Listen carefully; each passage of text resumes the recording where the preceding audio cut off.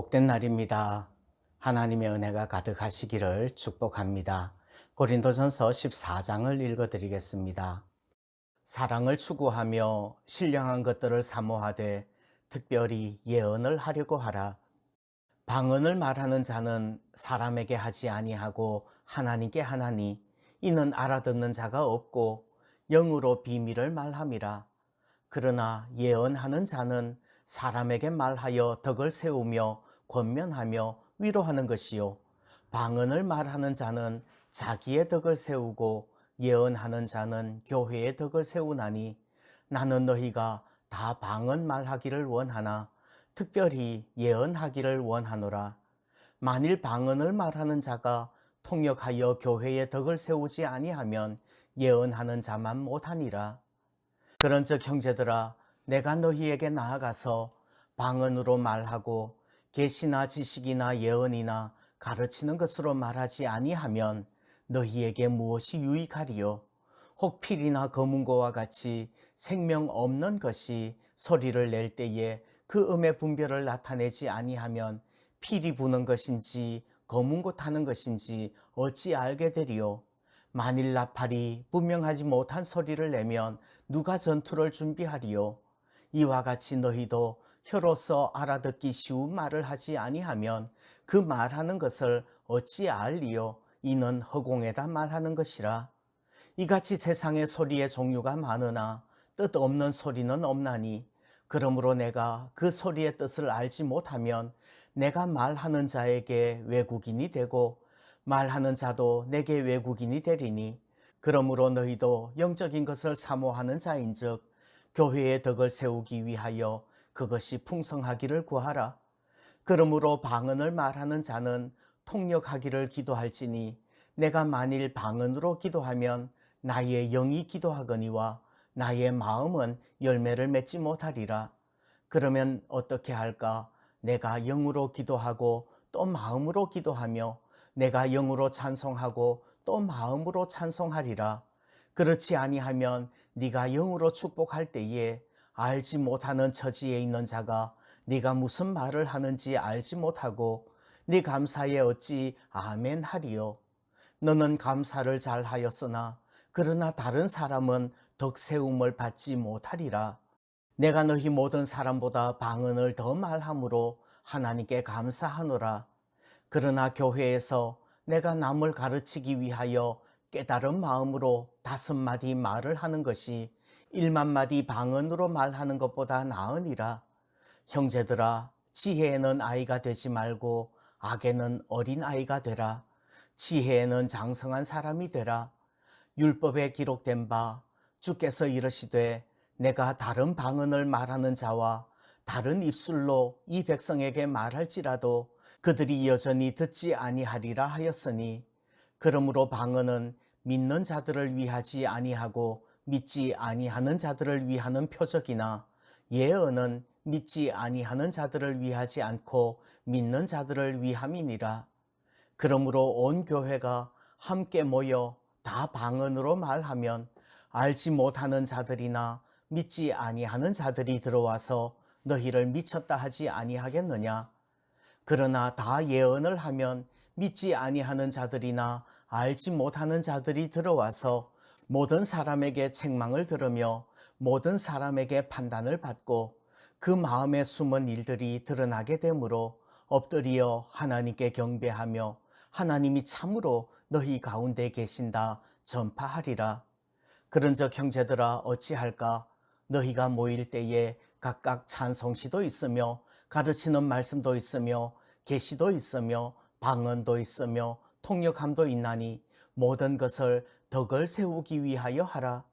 만일 누가 방언으로 말하거든 2사람이나 많아야 3사람이 차례를 따라하고 한 사람이 통역할 것이요 만일 통역하는 자가 없으면 교회에서는 잠잠하고 자기와 하나님께 말할 것이요 예언하는 자는 2이나 3이나 말하고 다른 이들은 분별할 것이요 만일 곁에 앉아있는 다른 이에게 계시가 있으면 먼저 하던 자는 잠잠할지니라. 너희는 다 모든 사람으로 배우게 하고 모든 사람으로 권면을 받게 하기 위하여 하나씩 하나씩 예언할 수 있느니라. 예언하는 자들의 영은 예언하는 자들에게 제재를 받나니 하나님은 무질서의 하나님이 아니시오 오직 화평의 하나님이시니라. 모든 성도가 교회에서 함과 같이 여자는 교회에서 잠잠하라. 그들에게는 말하는 것을 허락함이 없나니 율법에 이른 것 같이 오직 복종할 것이요 만일 무엇을 배우려거든 집에서 자기 남편에게 물을지니 여자가 교회에서 말하는 것은 부끄러운 것이라.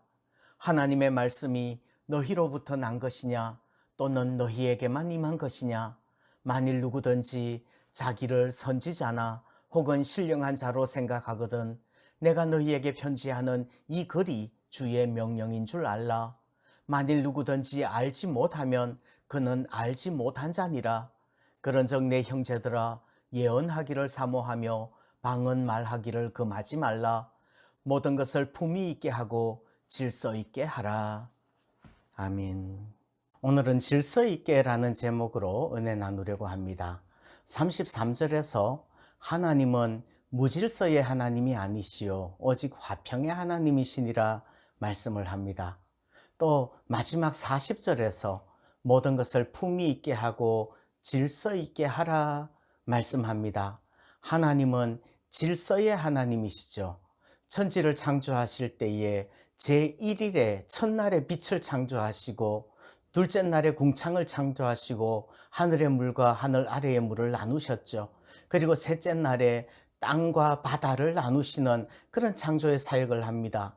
그리고 제4일에는 해와 달과 별을 창조하시고 5일에는 새와 물고기를 그리고 6일에는 땅의 짐승들과 사람을 지으셨습니다. 만약에 하나님께서 질서 없이 사람을 2일차에 만들었다면 아마 사람들은 생존하지도 못했을 거예요. 뿐만 아니라 하나님이 창조하신 이 우주가 운행하는 질서는 얼마나 오묘한지요. 모든 것들이 질서가 잡혀 있을 때에는 화평도 이루어지는 것입니다. 은사를 사용하는 것도 방언을 통역하는 것과 혹 예언하는 것뿐만 아니라 교회도 질서가 있어야지 비로소 화목이 이루어지는 줄 믿습니다.